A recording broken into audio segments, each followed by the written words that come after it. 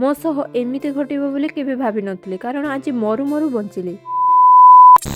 तो हेलो समस्त को गुड मॉर्निंग। एबी तो धीरे धीरे सकाळु शीत पड़िबार लागिलानी, तो सेई बाहाना देखी सोईकी मुह फुलाई डेरी रे उठिली।